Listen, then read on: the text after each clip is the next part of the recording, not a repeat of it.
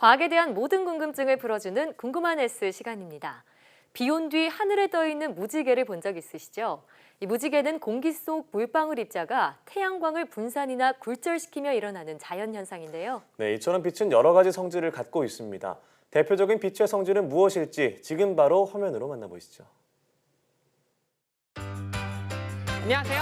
과학의 모든 궁금증을 해결하는 궁금한 S의 유효종입니다. 궁금한 S와 함께할 오늘의 이야기 만나볼게요. 빛은 우리에게 정말 많은 것을 선사해 주었습니다. 인류는 빛을 통해 이룩한 과학 지식 덕분에 우리의 일상 속 궁금증은 물론 폭넓은 과학의 지평으로 도달할 수 있었죠. 등불을 통해 빛의 속도를 재려고 했던 갈릴레오 갈릴레이나 2년 동안 빛에만 몰두하다가 실명할 뻔했던 뉴턴 등 빛은 오래전부터 과학자들의 탐구 대상이었습니다. 인류의 호기심의 대표주자였던 대상인 빛. 과연 빛은 어떠한 성질을 가지고 있을까요? 그 궁금증에 대해 궁금한 S와 함께 알아보도록 하겠습니다. 오늘날의 과학에서의 빛은 전자기파의 모든 영역을 지칭할 때 사용되기도 하지만 일상 속에서의 빛은 눈으로 볼 수 있는 영역의 전자기파를 의미합니다. 그래서 이들을 visible light, 가시광선이라고 부르고 있죠. 가시광선의 파장은 약 400나노미터의 violet, 보라색 영역으로부터 약 700나노미터 근방의 레드, 즉 적색 영역까지 다양하게 지녀지고 있습니다. 빛의 성질을 알아보기에 앞서 전자기파가 가지는 일반적인 성질인 파동이 가지는 성질을 간단하게 알아보도록 할까요? 파동이란 진동이 만들어내는 에너지가 매질을 통해 퍼져나가는 것으로서 물결의 진동이 퍼져나가는 파동인 파도나 공기 분자의 진동이 만드는 소리, 땅의 진동 에너지가 퍼져나가는 지진 등을 일상 속에서 찾아볼 수 있는 파동의 대표적인 예라고 할 수 있어요. 앞선 설명처럼 대부분의 파동은 매질을 필요로 하는 특성을 가지고 있어서 매질과 매질 사이의 연결고리, 즉 매질이 빽빽하게 밀집되어 있을수록 파동이 빠르게 전달된다는 특징을 가지고 있습니다. 예를 들어 공기 중에서보다 물속에서의 소리의 속도가 훨씬 빠르게 전달되는 이유라든지 기차가 다가오는 소리를 선로에 귀를 기울이면 훨씬 빨리 알아챌 수 있는 것도 바로 이러한 파동의 성질 때문이죠. 하지만 전자기파는 매질이 필요 없는 파동입니다.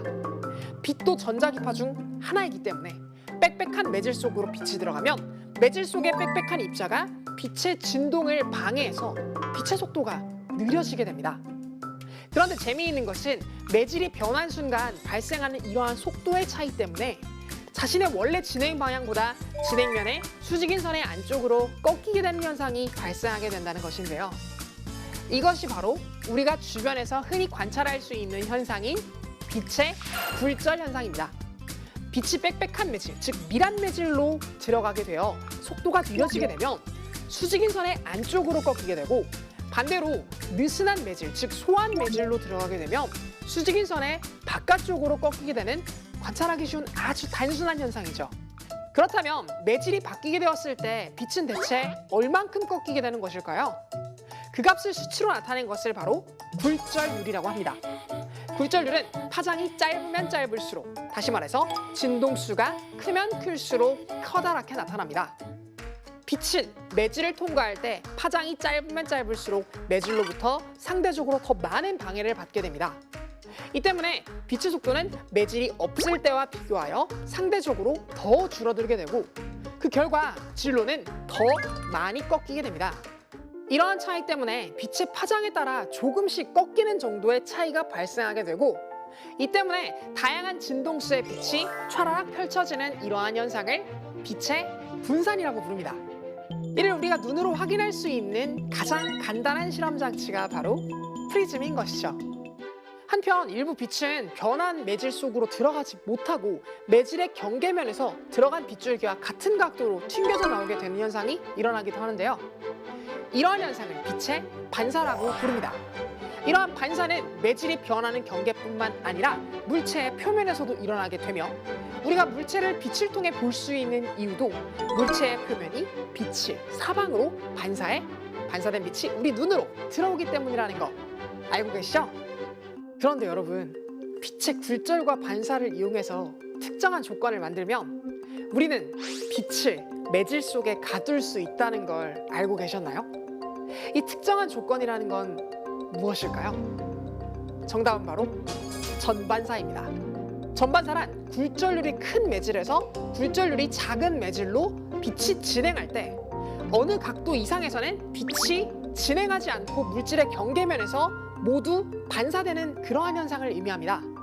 예를 들어서 물속에서 물고기를 수중 촬영하다 보면 물 경계 표면이 마치 거울처럼 보이는 모습을 종종 볼 수 있는데요. 물속에서 반사된 빛이 물 경계를 빠져나가지 못하고 전부 카메라에 담겨 마치 거울처럼 보이는 것이죠. 이러한 전반사가 일어날 수 있는 입자각의 최소값을 우리는 임계각도라고 부릅니다. 이 때문에 빛은 임계각도보다 큰 입자각도로는 매질 밖으로 벗어날 수 없다는 특징을 갖게 됩니다. 이 성질을 이용해 섬유의 중심의 코어라고 불리는 굴절률이 높은 성분으로 구성하고 그 주변부를 클래딩이라고 하는 굴절률이 코어보다 낮은 성분으로 구성한 뒤 정보를 담은 빛을 코어 안쪽으로 쏘아주어 전반사를 통해 정보의 손실 없이 빠르고 안정적인 통신을 가능하게 한 것이 바로 광통신의 원리랍니다. 현재 우리가 유용하게 이용 중인 광랜의 기본 원리가 되는 것이죠. 오늘은 빛의 성질들 중 반사와 굴절, 그리고 그러한 성질을 이용한 발명품들에 대해 함께 알아보았습니다. 하지만 빛은 이외에도 더 많은 특성들을 가지고 있습니다. 과연 미처 소개하지 못한 빛의 다양한 특성들은 무엇이 있을까요?